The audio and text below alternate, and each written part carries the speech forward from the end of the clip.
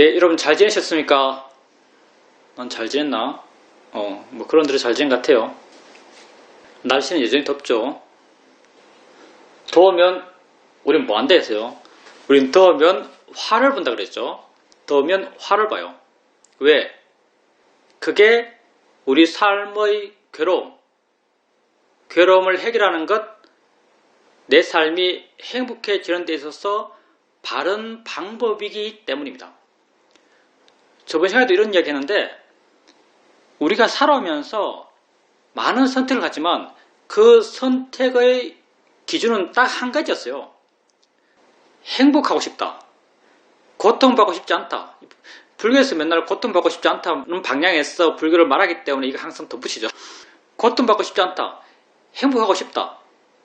항상 이 기준에서 선택했고 이렇게 되기 위해서 실천했어요. 근데 결과는 하나도 안 변했다는 것. 이게 사실이에요. 왜냐하면 작년에 더운 만큼 원래 덥고 작년에 추운 만큼 원래 추우니까 작년에 화난 만큼 원래 화나는 거죠. 작년에 괴로웠던 만큼 원래 괴로운 거죠. 하나도 문제가 해결 안 됐어요. 근데 한번 생각해 보세요. 바위에 물이 똑똑 떨어지면 아무리 미세하게 그 떨어지고 있는 바위에 영향을 준다 하더라도 언젠가는 바위가 뚫려요. 여러분이 여러분 삶에서 행복하기 위한 실천을 하고 있죠. 만약 여러분이 여러분 삶에서 바른 행복하기 위한 실천, 바른 고통받지 않기 위한 실천을 한다면은 그게 아무리 늦더라도 여러분 삶을 변화시킬 수밖에 없을 거예요. 왜? 바른 방법이니까. 그렇지 않나요? 아무리 물 떨어지는 속도가 늦더라도 떨어진 물방울의 크기가 작더라도 결국은 바위를 뚫어요. 여러분 삶의 모습도 똑같죠. 여러분이 만약 바른 방법으로 행복해지기 위한, 고통받지 않기 위한 실천을 한다면 그건 그렇게 변할 수밖에 없습니다. 근데 그 실천을 여러분 얼마나 하겠어요? 여러분 지금까지 살아오면서 행복하기 위한 나름 여러분의 믿음 속에서 여러분이 믿고 있는 그 테두리 속에서 행복하기 위한 실천을 얼마나 했나요? 한순간도 놓치지 않고 했어요. 아침 일어날 때, 손 짚을 때, 신발 신을 때, 말할 때, 물건 살 때, 운전할 때 결국은 모든 판단은 행복하기 위한 판단이었고 고통받지 않기 위한 판단이었어요. 만약 여러분이 여러분 삶에서 바른 방법으로 행복하기 위한, 고통받지 않기 위한 실천을 한다면 여러분이 얼마나 많이 변할까요? 정말 많이 변할 겁니다. 저번 시간에 말했지만 고통받지 않기 위한 우리의 실천, 그건 진짜 있는 걸 알고 진짜 있는 것, 법, 그건 지금 있는 거죠. 지금 내게 진짜 있는 걸 알고 그것에 대해서 바른 견해를 갖는 거예요. 이런 실천을 꼭 하시기 바랍니다. 어제 어느 분이 인터뷰하면서 내가 많이 줄어든, 내 의지가 많이 줄어든 그런 인터뷰를 하셨어요. 그래서 그 이야기를 듣고 상당히 인상적이어서 내가 그 생각을 하다가 옛날에 사이도께서 돌아가신 시어민 사이도, 큰 사이도죠. 우리는 시어민 사이도를 큰 사이도라고 부릅니다. 돌아가신 큰 사이도께서 어떻게 사셨다는 이야기를 들은 적이 있어요. 단편적이지만 이런 이야기 하세요. 우리 큰 사이도는 보여주는 모습부터가 아랑스러운 분이에요. 위가 우리하고는 비교가 안 됩니다. 그분은 평생 동안 항상 아래를 보고 사셨어요. 어떻게 가능하지? 의지로 절대 못할 것 같아요. 근데 그분께서 누가 와서 앞에 와서 삼배하고 당신께서는 의자에 앉아 계시고 당신과 찾아온 사람과 이야기를 해요. 당신 표정은 언제 똑같아요. 이렇게 있는 거 이렇게. 그러고 대화하고 있는 거죠.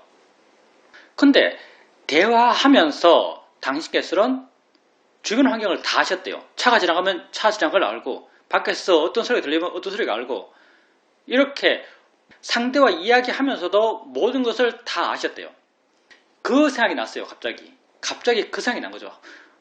지금까지 그거 들으면서는 뭐 그랬겠지, 그랬던 모양이다, 별로 대수롭지는 않은 것 같은데 그게 대단한 건가? 이런 생각을 살짝 가졌던 그런 설명이었어요. 근데 그분 인터뷰 듣고 큰사회도 수행했던 모습들 들으면서 나도 그렇게 해봤어요. 나도 그렇게 해보니까 뭔가 아슬아슬한 경계가 느낍니다. 이게 사실 육문이 열린 건데, 육문만 열어놓고 있는 것인데 위치가 완전히 사라지는 것인데, 아슬아슬한 경계가 어떤 경계인가? 나란 게 있다가 없다가 하는 경계. 지금까지 내가 수행해 오면서 수행 상태를 이야기할 때 항상 마음이 내 안에 있다, 마음이 나를 본다, 나를 안다, 이런 상태의 이어짐, 이걸 알아차림 이어짐으로 말했죠.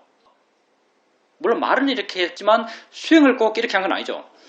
이렇게 마음을 내 안에 둔다, 나를 본다, 마음이 나를 향한다, 이런 상태는 뭔가 의지가 살아있는 상태라는 걸 알았죠. 뭔가 아주 미세하지만 노력한 상태라는 걸 알았어요. 그래서 큰 사회도 했다는 것처럼 그냥 놓아두는 상태로 수행을 하려고 그랬죠. 그러니까 미세한 경계선을 타고 가요. 내가 있는 느낌이 확 들고 내가 없는 느낌 들었다가 다시 돌아오고, 내가 없는 느낌이라는 게 완전히 놓아진 상태. 그렇게 내가 드러나고 없어지고 드러나고 없어지고 하는 그런 느낌이 들어요. 이게 이만큼 수행이 좋아졌다는 한 단면일지 모르겠어요. 그 상태가 되려면 그 상태가 살짝 되니까.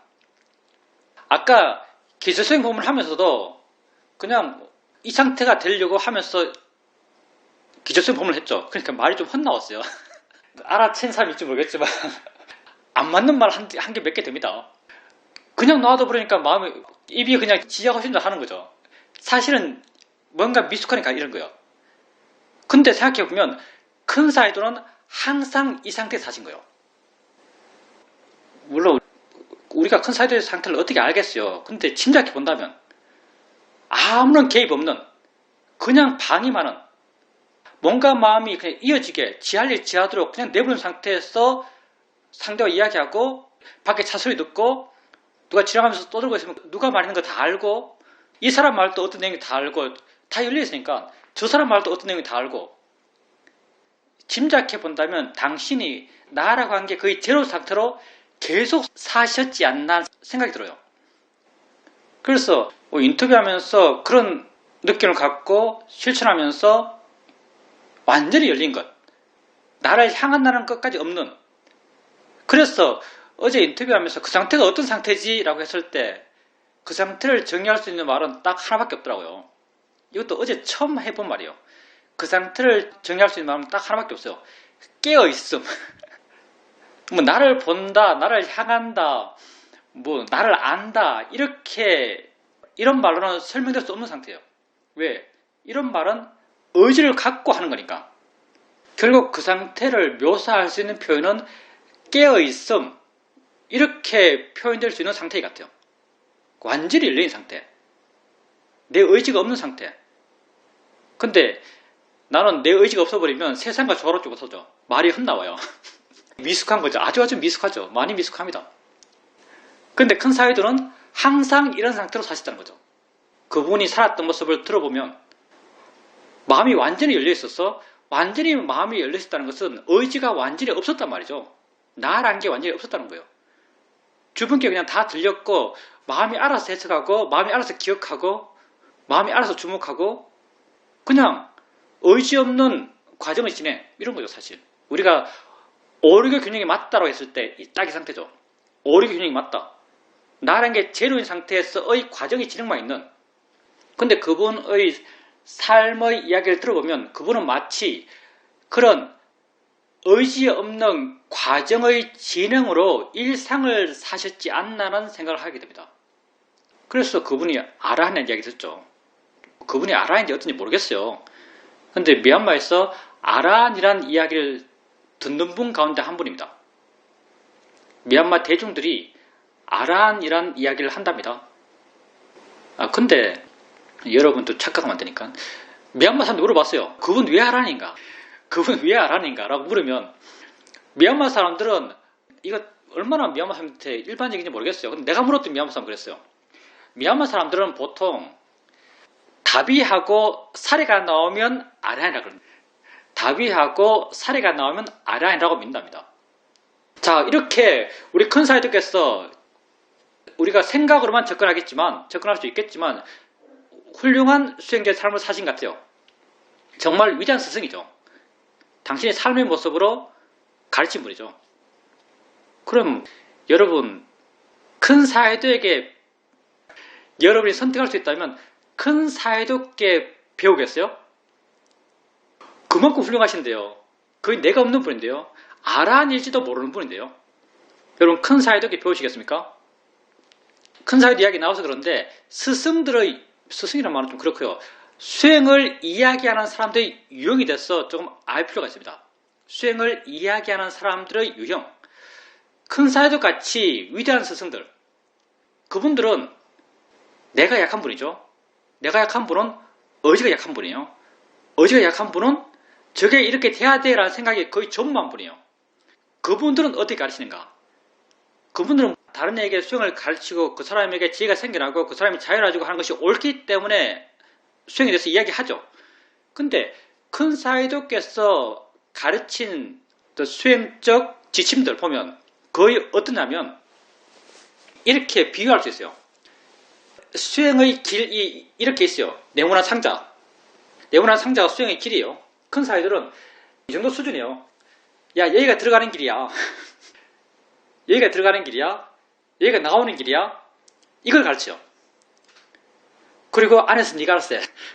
들어가서 헤매고 부딪히고 깨지고 찾고 하면서 못 나오는 분은 거의 대부분 못 나오고 정말 수승하고 놓치지 않고 계속하고 지혜 있고 관심 갖고 문제의식을 갖고 끊임없이 부딪히고 끊임없이 깨지고 끊임없이 길을 새로 찾고 결국은 길을 찾아서 나오는 사람. 시어민 사회도 밑에서 수행 가르칠 수 있는 사람은 딱 한 명밖에 없었어요. 대전의 사회도. 당신 밑에서 배운 사람 많아요. 왜냐하면 당신도 수행 센터를 냈으니까. 수많은 사람이 시어민 사회도 밑에서 가르침을 받았어요. 근데 다른 사람에게 법을 이야기해 줄 수 있을 정도의 이해를 갖춘 사람, 뭐 숲에 가서 혼자 수행 그렇게 된 분이 있을지도 모르겠어요. 근데 시어민 사회도 근처에 있으면서 계속 배우고 했던 그런 제자들 가운데 법에 대해서 이야기할 수 있을 정도로 법에 대한 이해가 있는 분, 그분은 우리가 아는 바로는 떼전의 사회도 한 분뿐이에요. 떼전의 사회도께서 시어민 센터에서 가르쳤죠. 근데 떼전의 사회도는 실제 미얀마 분위기에서는 수행을 가르치는 조건으로서는 거의 최악의 조건을 갖고 있어요. 미얀마는 20대 이전에 출가 안 하면 제대로 된 스님으로 생각도 안 해요. 교학적 자격, 국가고시를 패스해서 뭐 단마짜리 대학을 따거나 이런 교학적 과정을 밟지 않으면 제대로 된 스님으로 미얀마 사람들이 별로 생각 안 해요. 떼전의 사회도는 35살 정도에 출가하셨죠. 그러니 미얀마에서 수행을 가르치기에는 거의 최악의 조건을 가진 분인데도 이분뿐이에요. 왜냐하면 가르침이 너무나 난이도가 높거든요. 그러면 떼전의 사회들은 어떻게 가르치는가? 스승들의 수준이 조금씩 떨어집니다. 떼전의 사회들은 어떻게 가르치는가? 떼전의 사회들은 이렇게 이제 수행의 길이 이런 나무 상자가 있어요. 사각의 상자가 있어요. 사회도께서는 여기 설명하고 여기 설명하고 여기 설명하고 여기 설명해요. 설명은 다 해요. 근데 이걸 꿰질 않아요. 당신께서는 이걸 뭐가 앞이고 뭐가 뒤고 뭐 이게 전체에서 어떤 의미를 갖고 전혀 여기에 대한 서로 연결시키는 가르침은 전혀 없어요.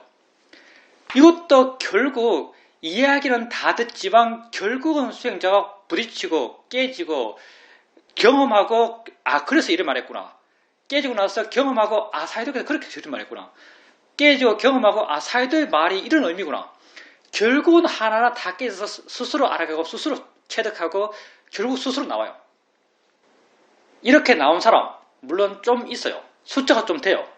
근데 여러분 시험인 가서 수행해 본 분도 계시겠지만 시험인에서 한국 사람이 보통 우리 한참 때 30명 정도가 수행했어요. 그 중에 몇 명이나 제대로 수행했을까요? 아주 소수입니다. 가본 분들은 알 거예요. 아주 소수예요. 왜? 이것도 거의 안 가르치는 것과 다르지 않거든요. 다 알고 나면 다 들었어요. 다 알고 나면 다 들은 이야기요.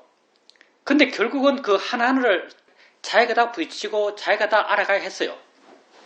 그러면 우리는 어떻게 수행을 말하는가? 우리는 야 여기가 입구야. 들어가서 처음 만나는 게 이거야. 그건 이런 의미니까 그건 이렇게 해결해. 그걸 넘기면 다음이 나타나. 다음 그건 어떤 의미야. 그건 이렇게 해결해. 그걸 해결하면 다음이 나타나. 만나고 넘어가고 이렇게 쭉 나가면 마지막 도착점인데 거기가 나가는 출구야라고 말해줍니다. 이게 우리 입장이죠. 다른 분들도 비슷할걸요. 남은 이렇진 않겠죠. 다 수준이 비슷하니까. 우리는 이렇게 말해요. 그러면 시오민 사이도 밑에서 그런 수행을 했던 분들, 때전의 사이도 밑에서 수행을 바르게 했던 분들, 그리고 우리 세대 수행을 바르게 하는 사람들, 사람의 숫자 보면요 우리가 제일 많아요. 이거 자화자찬이고 사람의 숫자 보면 우리가 훨씬 많아요. 근데 수행에서 이해한 그런 수행자들의 이해의 깊이로 본다면 그건 다른 문제죠. 그건 아마도 시험의 사이도 밑에서 수행했던 수행자, 그리고 때전의 사이도 밑에서 수행했던 수행자, 그런 분들이 우리에게 수행을 들어서 수행한 수행자들보다 훨씬 깊고 치열하게 수행했을 겁니다. 이렇게 수행을 말하는 그런 티처들의 성향이 다르죠. 수준 따라서 가르치는 방식도 다릅니다. 그럼 여러분은 누구한테 배우겠습니까? 여러분의 바람이라고 생각해 보십시오. 여러분은 내가 시험인 사이도 밑에서 수행했으면 제대로 수행했을까? 내지는 때전의 사이도 밑에서 수행했으면 제대로 수행했을까? 우리 같은 사람, 우리가 3세대 한다면 3세대 티처들에게 수행했으면 제대로 수행했을까? 제대로 수행하는데 방점이 있다면 우리한테 들으면 됩니다. 우리한테 계속 들으면 돼요. 우리한테 계속 들으면 별로 틀릴 일이 없어요. 근데 강력한 수행이라고 할까요? 아주 깊은 이해, 깊은 통찰? 그건 아마도 시험인 사이도 때전의 사이도겠죠. 근데 그건 인연이 돼야 되겠죠. 그리고 바람이 갖춰져야 될 겁니다. 그래도 거기에 대한 우리 입장을 대변하는 나의 변명도 있습니다. 준비된 변명이 있어요. 여러분이 우리에게 수행 이야기를 듣고 수행하는 게 얕긴 얕아요. 왜? 여러분은 바른 길 빼고 옆으로 세본 적이 별로 없으니까. 옆으로 나가서 잘못해서 깨져보고 다시 돌아오고 이렇게 스스로 달려내고 스스로 깨지고 스스로 발견하고 이런 경우를 거의 잘 안 만나니까 그냥 온실 속에 화초처럼 수행해 왔으니까 어떻게 말하면 바르게는 수행하겠지만 그 힘은 약할 수 있습니다. 근데 이것도 여러분이 이 수행을 놓지 않는다면 수행을 계속해 나간다면 여러분 안에서 내재적으로 점점 힘을 키워갈 겁니다. 위험이 없는 수행이죠. 수행에서 가장 중요한 게 뭔가라고 말한다면 나는 수행을 바르게 하는 것이다 이렇게 말하겠어요. 수행을 바르게 하는 게 가장 중요합니다. 그래서 사실 힘, 파워는 좀 떨어지겠지만 수행을 바르게 하는 것을 알기 위해서는 우리가 더 나을걸요. 사이도보다 수행을 바르게 하는 것을 알기 위해서는. 그래서 여러분 바람이를 뛰어나게 생각해야 됩니다. 더 바람일이 있어서 우리 만난지 몰라요. 더 바람일이 뛰어나서 우리 만난지 모릅니다. 시험에서 수행하는 만만치 않습니다. 시험에서 몇천 명이 수행했을걸요? 얼마나 바르게 수행했는가 사람들이? 글쎄요. 그렇게 많은 사람들이 바르게 수행하진 않았죠 사실요. 스스로 깨지고 스스로 길 찾는 게 쉽지가 않아요. 그러니까 여러분 스스로 여러분 바람일이 대단하다, 뛰어나다라고 생각해도 별로 안 틀릴 수 있습니다. 중요한 건 계속해 나가는 거죠. 말했지만 여러분이 스스로 깨지고 스스로 길을 찾고 어두운 곳에서 1년 동안 헤매고 길 찾기 위한 그런 갈망들, 그런 노력들, 그런 고민들, 그런 번민들 한 분들이 아니에요. 다시 말해서 여러분은 온실 속의 화초처럼 옳은 길만, 꽃길만 그러며 수행한 거예요. 힘은 약할 수 있죠. 바람 불면 넘어질 수 있어요. 근데 바르게 수행했다는 건 분명해요. 그러니까 자기가 앞으로 어떻게 수행해야 하는가에 대해서도 방향이 명확하죠. 수행을 계속 잊지 않고 해나가는 거예요. 지금은 약할 수 있겠지만 그걸 계속 키워가는 거죠. 왜? 그게 바로니까. 계속 그 힘을 키워가고 이 길에서 안 벗어나고 이 길을 계속 가는 거죠. 그러면 여러분 안에서 점점 그런 바른 길의 뿌리가 내릴 거고 바른 길의 줄기가 커져갈 겁니다. 바른 길의 기둥들이 커져갈 거예요. 왜? 다 마음이 하는 일이니까. 꼭 그렇게 고생하고 헤매고 번민하고 이렇게 해야만 기둥이 커지고 뿌리가 튼튼해지고 잎이 무성하지는 않을 거예요. 여러분이 바르게 가는 것이 분명하니까 지속적으로 이 길을 간다면 튼튼한 뿌리, 굵은 줄기, 무창한 잎이 될 거예요. 하여튼 우리한테 수행을 듣는 여러분은 그런 특성을 가지니까 나아가야 할 길도 분명합니다. 그렇게 수행하십시오. 인터뷰에서 큰 사이도 이야기 들으면서 그렇게 생각해보니까 정말 큰 사이도께서는 그렇게 완전히 열린 상태로 내가 없는 상태로 일상을 사셨지 않나 하는 생각을 해요. 질문입니다. 스님에게 법문을 듣고 따라 수행하면서 정말 내가 바르게 수행하고 있다는 자기 확인을 자주자주 하게 됩니다. 스님께서 열등감 이야기를 하시면서 스스로를 통치로 바꾼다라는 이야기를 하셨는데 감히 내가 말한다면 저도 그렇게 많이 변한 나 자신을 보게 됩니다. 현재 집에 남편과 함께 살고 있고 둘만 있다 보니까 생활이 단순하고 정돈되어 있습니다. 그래서 수행하기에 아주 좋은 환경이고 환경이 좋아서 수행도 나름 잘하고 있었습니다. 그런데 미국에서 딸 4애가 왔고 벌써 20일 정도가 지났습니다. 처음에는 딸이 오면 상당히 복잡해지고 여러 신경 쓸 것도 많고 내가 딸에 대한 집착도 있는데 수행을 잘 할 수 있을까라고 생각했었는데 지나고 보니까 내가 애써서 수행할 수 있는 그런 상황도 아닌데도 불구하고 자연스럽게 나의 행동과 말들을 떨어져서 지켜보는 알아차림의 수행하는 마음이 있고 그렇게 알아지는 것으로부터 거리감이 느껴지고 뭔가 변화하고 있다는 느낌이 들고 많이 변했다는 스스로의 자각도 있습니다. 이런 경험을 하면서 정말 내가 수행을 제대로 배웠고 바르게 하고 있다는 생각을 하지 않을 수가 없습니다. 말씀은 고마운데 우리한테서 수행을 배운 것이 아주 뛰어난 사람들에게는 장애가 될 수도 있습니다. 사실은요. 그 사람들을 한계에 지을 수도 있습니다. 옛날 중국 선사들이 깨닫고 나서 자기 스승에 대해서 감사를 표할 때 이런 식으로 표현하는 사람들이 많았어요. 뭐냐면은 가르쳐 주지 않은 그 은혜가 너무나 큽니다. 가르쳐 주지 않은 그 은혜가 너무나 큽니다. 가르쳐 줬으면 자기가 이만큼 몰라서 그런 거죠. 가르쳐 줬으면.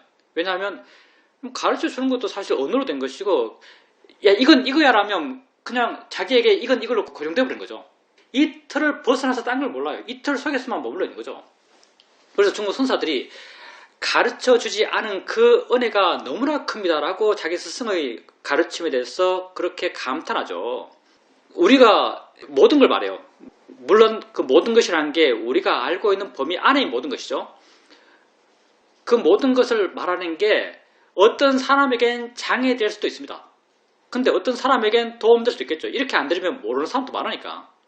근데 현대 우리가 가지고 있는 보편적 바람을 보면 이렇게 듣는 게 훨씬 위험도가 낮는 것 같아요. 엄청 뛰어난 사람들은 그 인연 따라 가겠죠. 우리에게 보통 이게 맞는 것 같아요. 어쨌든 수행자님께서 평소에 그렇게 꾸준하게 수행해 오셨기 때문에 그런 자기의 변화들, 우리가 통째로 변한다 이렇게 말했는데 많은 분들은 통째로 변한다는 게 또 어떤 의미인지 모르실 텐데 무슨 말인가 하면 여러분 삶에서 많은 문제를 만나요. 그 문제가 다 개별적이죠. 개별의 문제요. 그리고 여러분 삶에서의 고민 또한 그 개별의 문제를 개별로 해결하고자 하는 실천들이죠. 건물이 있으면 건물의 이 부분이 잘못됐으면 이 부분도 뜯어고치고 저 부분 잘못됐으면 저 부분 헐고 뜯어고치고 하는 것이 일반적인 방식이죠. 근데 수행은 그게 아니에요. 수행은 아예 건물을 통째로 뜯어고쳐. 우리 자신을 통째로 뜯어고치죠. 왜냐하면 수행이 우리를 바꾸는 방식은 우리 삶의 가장 기본적인 최소 단위의 의지에서 바꿔요. 우리 삶의 최소 단위가 뭔가 하면요. 뭔가를 안다는 거예요. 여러분 삶 자체가 이틀을 못 벗어나요. 뭔가를 안다는 거예요. 그렇지 않나요? 여러분 삶 자체가 어떤 내용의 삶, 어떤 상황의 삶, 어떤 삶을 살더라도 여러분은 이 삶의 최소 단위를 못 벗어나요. 뭔가를 알면서 산다. 이걸 못 벗어나요. 그럼 수행은 뭔가? 수행은 뭔가를 알고 있는 이 마음을 바꾼다잖아요. 뭔가를 알고 있는 이 마음을 바꾼다. 이게 수행의 방향이에요. 느낌 알면서 자연이차 하면 가벼워져요. 느낌 아는 마음이 바뀌는 거예요. 소리 들으면서 소리일 뿐이지 라고 하면 마음이 물러나요. 소리 듣는 마음, 소리 알고 있는 마음이 바뀌는 거예요. 그러니까 알고 있는 마음을 바꿔가는 것, 이게 우리 수행적 실천이죠. 그러면 알고 있는 마음이 바뀌고 좀 더 분명하게 좀 더 깊이 바뀌고 해나간다는 것, 이렇게 바뀌어간다는 것, 이건 삶을 통째로 바꿔간다는 거예요. 이렇게 바뀌는 것은 아예 통째로 바뀌는 거예요. 통째로 바뀌기 때문에 바뀌었다고 잘 몰라요. 왜? 통째로 바뀌니까. 근데 이렇게 수행하는 것이 하루, 이틀, 한 달, 1년, 2년, 10년 되면요. 어느 순간 발견합니다. 내게 있다고 믿어왔던 문제들, 건물의 한 부분 잘못됐다고 알았던 그 건물의 문제들, 그 문제가 어느 순간 되면 더 이상 문제가 안 되게 느껴져요. 문제 아닌 걸로 느껴져요. 왜? 그 문제들도 결국은 뭔가를 안다는 이 틀을 안 벗어난 문제거든요. 여러분 삶에 어떤 문제가 있더라도 뭔가를 알면서 산다는 이 삶의 최소 단위를 벗어난 문제는 없어요. 근데 나는 이런 삶의 최소 단위에서의 문제를 해결해 왔어요. 그래서 어느 순간 되면 내가 문제라고 생각했던 그 문제가 더 이상 문제가 아니게 느껴집니다. 그리고 그게 없어서 문제가 아닌 게 아니고요. 그게 있어도 상관없어져서 문제가 안 돼요. 왜? 우리가 문제를 이렇게 해결해 왔거든요. 여러분이 듣기 싫은 소리를 들어요. 소리야 라고 하면서 그것으로부터 가벼워지고 물러나요. 가벼워지고 물러나는 마음, 이 마음은 어떤 마음이죠? 듣기 싫은 그 소리가 있어도 상관없는 마음이 조금 생겼기 때문에 물러난 거예요. 느끼기 싫은 느낌을 느껴요. 느낄 뿐이지 대상이지 라고 하면서 바르게 보려고 그래요. 순간 느낌에 대해서 마음이 좀 가벼워지고 부드러워지고 물러나고 자유로워져요. 왜 자유로워졌는가? 느끼기 싫은 그 느낌이 있어도 상관없는 마음이 좀 생겨서 자유로워지고 물러난 거예요. 이게 우리가 문제를 해결하는 방식이에요. 문제를 없애서 문제를 해결하는 게 아니고요.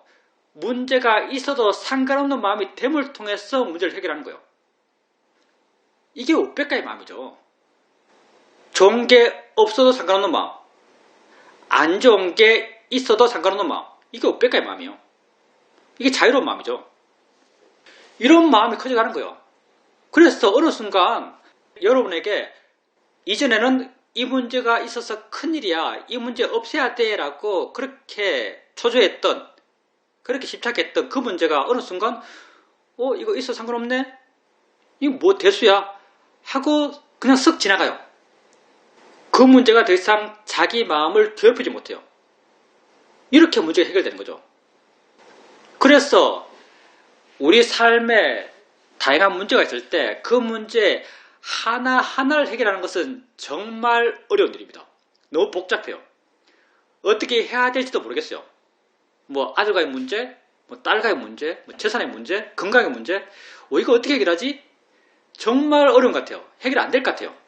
근데 나를 통째로 바꾸는 것, 나를 통째로 바꾸는 게 내 삶의 개별적 문제를 해결하는 것보다 훨씬 쉽습니다. 왜? 방법이 분명히 있거든요. 하면 되는 방법이 분명히 있어요. 그렇게 하면 돼요.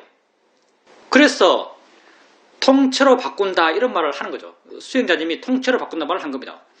수행자님이 그렇게 수행을 꾸준하게 해오면서 스스로 조금씩 그렇게 통째로 바꿔져 왔죠. 그리고 지금 일반적인 시각으로 수행하기 어려운 환경에 처했을 때 자기의 그런 생각과 다르게 수행하고 있는 자기를 발견합니다. 왜냐하면 자기도 모르게 자기 스스로 바뀌어왔으니까.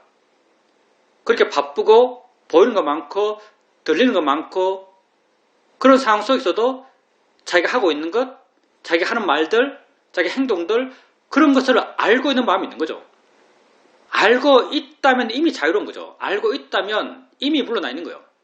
그렇게 수행하는 자기를 보면서 아마도 수행자님 마음에 자기가 하고 있는 것에 대한 자신감, 자기에 대한 확신, 자기에 대한 믿음, 자기에 대한 굳건함 이런 마음도 자연스럽게 생겼을 겁니다. 이것 또한 신심의 마음이고 이것 또한 좋은 마음이죠. 이런 마음이 있으면 자연스럽게 행복해지고 마음이 좋아지고 그와 관련된 또 다른 마음들, 또 노력의 마음, 알아차린 마음, 고요함 이런 마음들도 다 함께 힘이 좋아져 갑니다. 그게 우리가 수행을 통해서 행복해지고자 하는 방향이죠. 그러니 나를 통째로 바꾸는 게 훨씬 쉽습니다, 여러분. 말로는 훨씬 어렵게 느껴지지만 실제로는 훨씬 쉽습니다. 아까 수행자님께서 내 열등감 이야기했는데 이것도 무슨 말인지 모르는 분을 위해서 말한다면 나는 아주 엄격한 아버지 밑에 살았어요. 아버지를 엄청 무수하며 살았어요. 그래서 강자에 대해서 마음이 굴종하는 마음이 생겼어요. 스스로 비굴해지는, 스스로 열등감을 느끼는 이런 마음이 생겼어요. 이게 출가하기 전 내 삶을 지배해서 사실요. 이런 내가 싫었죠. 근데 이런 마음 생겨나요. 이런 마음 생기면 싫어요. 이게 현상적으로 얼마나 심각했냐? 친구 보면 아는데 나는 제가 내보다 잘났어 라고 판단되는 사람과 친구가 못 돼요. 나는 제가 내보다 못나서 라는 사람과만 친구가 될 수 있었어요. 이렇게 내게 열등감이 강했죠. 시험원에서 내가 바른 수행을 했다는 것은 시험원밖에 없으니까 시험원에서 1년 반 정도 수행했어요. 그때 내가 열등감을 받겠어요. 시험원에서 내가 사실 수행을 좀 잘했거든요. 시험원에서 열등감 느낄 일이 별로 없어요. 시험을 있으면 내 자랑인가? 내가 열등감 느낄 일이 없다는 걸 말하고자 한다면 시험에서 미얀마 사람들에게 이런 말도 들었어요. 야, 사이도가 인터뷰할 때 네 이야기 하더라. 미얀마 사람 인터뷰할 때. 사이도가 자기들이 인터뷰할 때 꼬리아 비고 이야기 하더라. 이런 이야기도 들었어요. 그러니까 시험에서 내가 나름 수행을 잘했죠. 열등감 느낄 일이 별로 없어요. 그러니까 내가 시험인에서 열등감을 지켜볼 일이 별로 없어요. 잘 안 나타나는 마음이에요. 내가 시험에서 한 것은 느낌 알고 소리 알고 생각 알고 자연이차 대상이야 느낄 뿐이야 소리일 뿐이야 마음이 하는 거지 이렇게 하는 수행을 했어요. 근데 내가 시험인을 떠날 때쯤 되었을 때 스스로 알았죠. 열등감 문제가 거의 끝났네? 거의 해결됐네? 라고 알았어요. 그게 생겨도 더 이상 그런 마음이 일어나는 나를 싫어하잖아요. 그게 일어나도 더 이상 내게 문제가 안 돼요. 그냥 지나갈 수 있는 문제예요.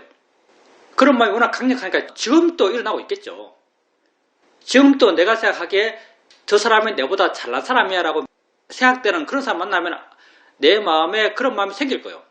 그래도 지금은 더 이상 그게 생겨도 별로 문제가 안 돼요. 생겼네 마음이 지가 하는 거죠. 내가 뭐 내 마음을 믿나?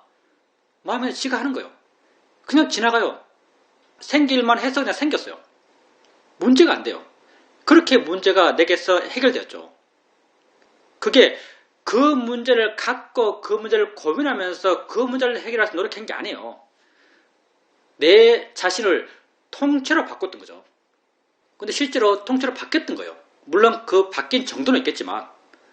그래서 이전에 내 삶에서 아주 심각한 문제라고 생각했던 그 문제가 어느 순간부터 더 이상 내게 문제가 안 되게 된 거죠. 돌이켜 생각해보면 그게 통째로 바뀌기 때문에가 아닐까 생각합니다. 근데 통째로 바뀌었다고 말하더라도 우리 조금 바뀐 거예요. 아주 조금 바뀐 거니까 앞으로 갈 길이 아주 많습니다. 바뀌어봐야 여전히 괴로운데요. 괴로운 거 많습니다. 없애고 싶은 거 많고요. 잊기 하고 싶은 거 아직 많아요. 그러니까 내가 가는 길이 바르다는 그 확인이 됐다면 그 길을 멈춤 없이 계속 가야겠죠. 이 길을 계속 가야겠다는 그런 마음이 더 강해진다면 그런 암들은 충분히 지 역할을 다한 겁니다. 사회독께서 또 하신 말씀이 있습니다. 어떤 수행자가 나는 이제 알았다라고 스스로 믿는 수행자가 있다면 그 수행자는 이미 끝난 수행자다. 표현이 그래요. 나는 이미 알았다라고 믿는 수행자가 있다면 그 수행자는 이미 끝난 수행자다. 이렇게 말씀하셨습니다. 우린 몰라요. 질문입니다. 바깥에서 경영을 하고 있는데 알아차림이 점점 자연스러워지면서 내 알아차림의 범위가 이렇게 느껴졌습니다. 알아차림이 자연스럽게 이어지고 알아지는 것이 자연스럽게 알아졌습니다. 스님께서 우리가 일상의 삶을 살아갈 때도 마음이 대상들을 알고 있고 그것이 곧 우리의 수행이다 라고 말씀하셨는데 수행을 해액하면 해액할수록 그렇게 살아가는 모습과 수행하는 모습이 달라지지 않는다라고 말씀하셨는데 이것이 그런 의미구나 라는 것을 알 수 있었습니다. 어제는 토요법회가 있는 날이었습니다. 그런데 스님의 사정상 법회를 할 수 없었고 그래서 법회가 없었습니다. 법회가 없다고 알게 되니까 그 순간 마음이 가벼워지는 느낌이 들었습니다. 그 느낌을 보면서 내가 법회에 상당히 큰 의미를 부여하고 있었구나. 내가 법회 한다는 것에 대해서 어떤 집착하는 마음이 있었구나 라는 것을 알 수 있었습니다. 일주일 내에 수행을 꾸준히 하기도 하고 방만하기도 하면서 지냅니다. 그러다가 주말이 되면 법회가 있고 법회가 있으면 뭔가 수행적 정돈이 되고 평소보다 훨씬 더 밀도 있게 수행을 해 나가게 되고 법회에 참석할 때도 2시간 동안 수행하는 마음으로 법회에 참석하고 끝나고 나면 여전히 마음이 좋기 때문에 경행하면서 수행을 이어가게 되고 그래서 알아차림이 계속 이어져 나가고 그런 과정에서 이런저런 이해들을 많이 체험했습니다. 그렇게 내가 법회에 의지하면서 수행하고 있었구나 라는 것을 알 수 있었습니다. 그런데 생각해보면 나는 알게 모르게 이 법회가 영원히 지속될 것이라는 막연한 가정을 하고 있었다는 걸 알 수 있었습니다. 상황이 어떻게 될지 모르고 어떤 경우 법회가 없어질 수도 있는 것인데 내가 수행하는 데 있어서 내적 정리가 필요하다. 내 입장을 좀 정리해야겠다. 이런 마음이 들었습니다. 그리고 나서 소파에 앉아서 수행하고 있는데 도반에게 전화가 왔습니다. 전화 통화를 다 하고 약간의 피곤함을 느끼고 살짝 계속 앉아서 쉬고 싶은 생각도 있었지만 일어나서 밖으로 나가서 경영을 했습니다. 나가자마자 마음이 고요해지고 힘이 있어지고 평온했습니다. 수행 상태가 쉽게 되었습니다. 그래서 경행 수행 상태가 아주 좋았습니다.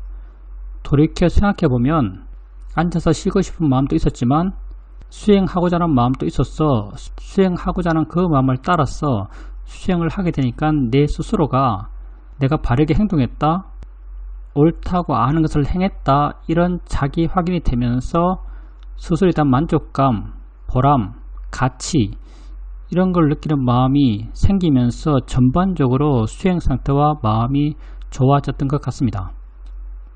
어제 경행 같은 경우는요, 수영장님이 소파에 앉아 계셨고 소파에 기대고 있었고 편했죠. 편했을 때 마음이 일어났겠죠. 물론 짐작이지만 경영해야지 이런 마음이 일어났겠죠. 그때 아마도 두 마음이 있을 수 있습니다. 하나는 계속 쉬고 싶다. 계속 쉬고 싶다는 로바의 마음, 경영하는 게 옳아라는 지혜의 마음이 있을 수 있어요. 그렇게 경영해야 돼, 수행해야지라는 지혜의 마음이 그 길을 제시했고 그 지혜의 마음이 시키는 것, 옳다고 아는 것을 행해요. 옳다고 아는 것을 행하면 마음이 기쁩니다. 옳다고 아는 걸 행하면 기뻐요. 이런 건 사실은 수행을 꾸준하게 해나가게 되면 자연스러운 거예요. 왜냐하면 옳다고 아는 걸 안 하면 괴롭거든요. 우리 마음에서 절대 속일 수 없는 것이 마음의 느낌이에요. 생각도 많이 속이고요. 여러 가지 많이 속이지만 마음의 느낌은 아주 정직합니다. 옳은 걸 하면 마음이 기쁘고 마음의 느낌이 좋고 옳지 않은 걸 하면 마음의 느낌이 안 좋아요. 그래서 수행자님이 옳다고 아는 것을 행했을 때 마음의 느낌이 좋아지고 그렇게 기뻐지고 마음이 좋아지니까 경영 상태도 훨씬 좋아졌겠죠. 내가 얼마나 수행을 잘하는가, 내가 얼마나 수행을 깊이 하는가 보면 다 지혜의 힘이죠. 알 수 있습니다. 내가 옳다고 알지만 안 하고 있다. 그럼 스스로 알아야죠. 내가 수행이 아주 못하는구나. 내 수행 수준이 이거밖에 안 되는구나. 내가 옳다고 아는 것을 내가 실천한다면 내가 좀 수행 좀 할 줄 아네? 지가 좀 있네? 이렇게 판단해도 전혀 틀리지 않았어요. 지혜 있는 사람은 옳다고 아는 걸 행해요. 그리고 옳지 않다고 아는 걸 안 합니다. 그렇게 옳은 걸 하고 옳지 않은 걸 안 했을 때 마음이 기뻐지고 그 기쁨이 곧 행복감이고 스스로에 대한 자신감이고 스스로에 대한 굳건함이고 그게 곧 자기에 대한 신심이죠. 그게 자등면이고요. 그렇게 했기 때문에 마음이 좋아져서 경영도 잘 되었을 것 같습니다. 그리고 법회 같은 경우 그게 법회의 순기능이에요. 법회의 순기능은 사실은 여러분에게 압박감을 주는 것, 이게 법회의 순기능입니다. 여러분을 긴장시키는 것, 이게 법회의 순기능이에요. 그래서 이 법회에서 가장 큰 이득을 얻는 사람들, 누군가 계속 인터뷰하는 사람들, 사실은 그래요. 사실은 이 법회에서 가장 큰 이득을 얻는 사람들은 계속 인터뷰하는 사람들입니다. 인터뷰하는 사람들은 압박감이 강해요. 왜? 나름 정해놓은 것 같아요. 인터뷰 꼭 해야지라는 걸 정해놓은 것 같아요. 그래서 왜 수행자님이 법회가 있는 주말 때면 수행을 훨씬 열심히 하는가? 인터뷰를 해야 된다고 생각하기 때문에요. 인터뷰를 해야 된다, 인터뷰 거래가 있어야 된다, 또 더 나아간다면 인터뷰 좀 그럴듯한 걸 말해야 될 텐데 이런 마음이 있기 때문에 이게 번뇌긴 하지만 이게 마음의 파워를 올려요. 수행에 대해서 훨씬 진지해지고 힘있게 수행을 하게 되고 그렇게 힘있게 수행을 하기 때문에 아마 새로운 이해도 주중에 생기기보다 그렇게 주말에 새로운 이해가 생길 때가 훨씬 많을 겁니다. 마음의 파워가 강하기 때문에. 그게 이 법회의 순기능이고 수행자님이 지금 그런 법회의 순기능을 말씀하고 계신 것이고요. 이 법회가 만약 미래를 모르는 거니까 못하게 됐을 때 도대체 어떻게 하지? 못하게 되었을 때 어떻게 할까? 이런 순기능의 자극을 내가 못 받게 된다면 어떻게 해야 될까라고 한다면은 그건 외적 자극이 아닌 내적 자극을 일으키게 되겠죠. 근데 순전히 이론적이긴 하지만 내적 자극, 어떤 내적 자극으로 수행할 수 있는가? 바라밀이 뛰어난 사람들에게 가능할 것 같은데 내적 자극이라는 것은요. 알고 싶어하는 마음이 있는 것. 마음이 뭔지, 내가 뭔지, 내 존재가 뭔지, 들어이 뭔지, 느낌이 뭔지, 생각이 뭔지 이렇게 알고 싶어하는 마음, 관심의 마음이 있을 때 그 관심의 마음이 수행을 이끌어 간다면 내적인 에너지가 계속 일어나요. 지금은 그러한 내적인 에너지도 일으키고 외적인 자극도 받고 하면서 수행하고 있는 거죠. 그게 인터뷰의 순기능입니다. 저도 누가 나한테 당신은 어떻게 쇼미너스 나름 성공적인 수행을 할 수 있었습니까? 라고 묻는다면 내가 인터뷰에 대한 스트레스를 엄청 받았다 이라고 말하겠어요. 인터뷰 스트레스를 엄청 받았다 내가. 그래서 수행을 나름 성공적으로 한 것 같다라고 말하겠어요. 그게 내게 아주 큰 순기능적 역할을 했거든요. 인터뷰가. 수행자님도 같은 경우가 아닐까 생각합니다.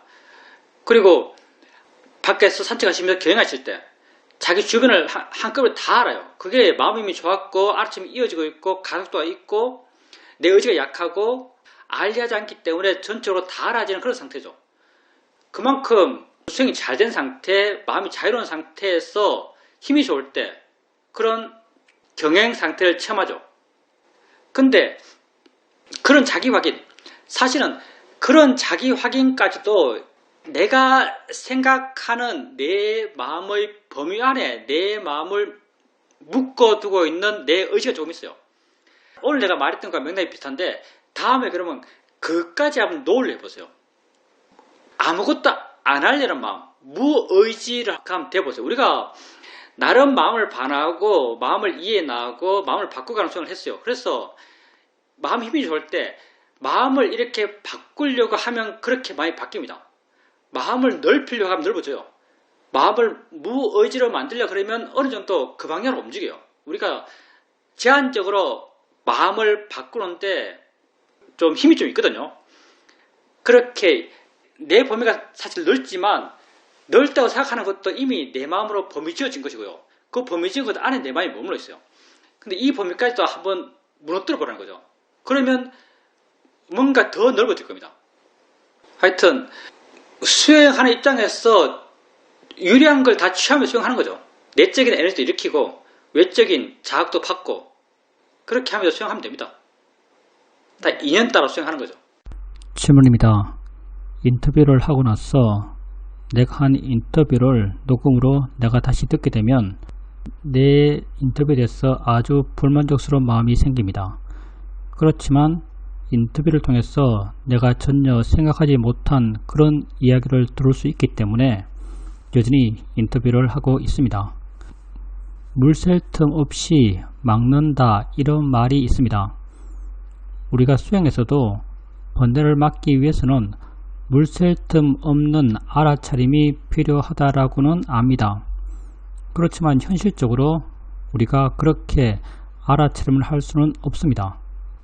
내가 내 자신을 알아갈 때 그래도 나름 가장 힘있게 나를 알아가는 시간은 아침에 좌선할 때입니다. 그때 이렇게 내게서 일어나는 것을 알아가다 보면 마음이 좋아진다는 걸 알 수 있고 가벼워지고 부드러워지면서 어떨 때는 그렇게 하고 있다는 것에 대해서 기쁜 마음도 생깁니다. 이와 완전히 반대되는 상황이 욕심의 상황입니다. 내가 먹을 때 보통은 냉장고를 열고 오래된 것부터 안 먹으면 곧 상할 것 같은 것부터 먹는 것이 일반적입니다. 그렇지만 어떨 때는 어떤 음식에 하나 꽂혀서 아주 강렬한 마음으로 그것을 먹기도 합니다. 욕심의 마음은 외눈박이 같아서 그것밖에 못 본다고 느껴집니다. 수행을 하다가 가끔 드는 생각은 내가 이렇게 편하게 수행을 해도 되나 라는 생각이 들기도 합니다. 수행하는 것이 너무 편하고 좋습니다. 편하게 수행하신다면 수행을 잘하고 있는 겁니다. 우선 이제 수행자님이 인터뷰 녹음을 들으면 부끄럽다고 말씀하시는데 그 말 들으니까 기억나는 게 있나요? 내가 시험에 처음 갔어. 처음에는 다 녹음기 들고 다녀요. 인터뷰할 때 사회도 책상 앞에 녹음기 한 20개 30개 있어요. 인터뷰 녹음해서 내가 내 인터뷰 처음 들었을 때 난 내 말 녹음도 그때 처음 들었다고 알았어요. 그거 듣고 내가 정말 심각하게 쇼크 받았습니다. 내가 말을 그렇게 교양 없이 하는지 말이 뭐 상스럽게 느껴지는 그런 말투야. 정말 놀랐습니다. 자기를 객관적으로 안다는 게 참 힘든 일이구나. 정말 내가 나를 몰랐구나. 정말 그때 쇼킹했습니다.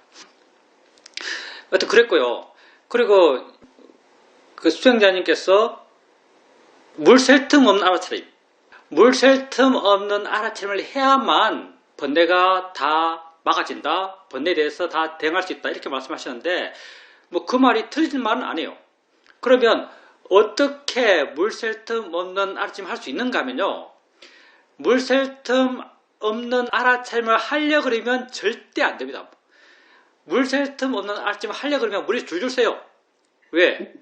우리 마음은 하려 하면 하나만 하기 때문에. 번뇌는 사방에서 들어와요.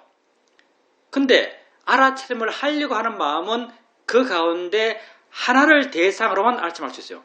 그래서 내가 하려고 그러면 절대 물 샐 틈 없는 알아차림 못해요. 물 샐 틈 없는 알아차림은 어떨 때 가능한가? 내가 하려 하지 않으면서 수행할 수 있을 때. 이게 약해 보이지만 강해요. 내가 하려 하지 않으면서 수행할 수 있을 때. 그러니 사방에서 번뇌거리가 들고 있어요. 여러 소리들, 여러 느낌들, 여러 생각들이 들어오고 있어요. 근데 난 아무것도 안 하려고 그래요. 아무것도 안 하려 하지만 그 모든 것이 알아지기 때문에 그 모든 것을 알고 있어요. 그렇지만 나는 그 하나하나에 대해서 대응하지 않아요. 그렇다면 그 하나하나에 대해서 이미 많이 물러나 있는 거예요. 이런 물러나 있는 마음의 힘이 커져가면서 이 모든 것에 대해서 물 샐 틈 없이 대응하고 있는 거예요. 하지 않는 마음이 힘 있는 마음이에요. 정말 아이러니하죠. 불교에서 아이러니한 게 많아요. 하지 않는 마음이 정말 힘 있는 마음이에요. 근데 우리 수행이란 게 점점 이렇게 되어가는 수행이에요. 우리 수행이란 게 점점 이렇게 되어가는 수행이에요. 왜? 가볍게 알고 자유롭게 생각을 바꾸고 수동적으로 알아가고 무의지적으로 알아가고 하는 이 과정들이 다 이렇게 되어가기 위한 과정이죠. 하려는 마음이 없어서 물 샐 틈 없이 대응할 수 있는 그런 마음이 되고자 하는 그런 과정이에요. 그러니까 물 샐 틈 없는 알아차림을 하기 위해서는 이 수행을 꾸준히 바르게 계속하셔야 됩니다. 그리고 음식 같은 경우 음식에 꽂히면은 정신없죠? 정신없을 때 우선 수행자님이 욕심이 있어서 하나 명확히 알아야 될 게 있어요. 이것부터 명확히 써야 돼요. 욕심의 마음이 괴로움이라는 걸 알아야 돼요. 왜 우리가 욕심 마음일 때 정신이 없는가? 내가 아무리 표면적으로 이성적으로 욕심의 마음이 괴로움이라 하더라도 마음 저변에서 저 안에서 감성적으로 욕심의 마음은 기쁨이야. 욕심의 마음은 만족이야. 욕심의 마음이 주는 건 행복이야. 이런 걸 저 깊숙해서 마음이 믿고 있어요. 그러니까 아무리 표면에서 욕심이 나쁜 거야. 욕심이 괴로움이야. 화보다 더 괴로운 거야.